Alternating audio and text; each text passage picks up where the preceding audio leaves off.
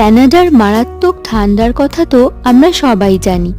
এখানে বছরে প্রায় ৮ মাসই ঠান্ডা থাকে, তবে ডিসেম্বর, জানুয়ারি, ফেব্রুয়ারি এই ৩ মাস সেটা প্রচণ্ড বেড়ে যায়।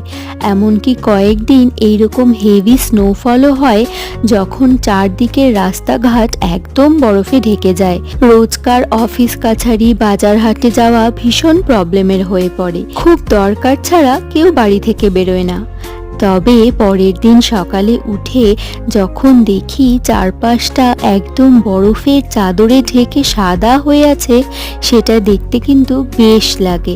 এমনকি শীতের বেশ কিছু দিন এই এত বড় লেক অন্টারিওর কিছুটা জল জমে বরফ হয়ে যায়।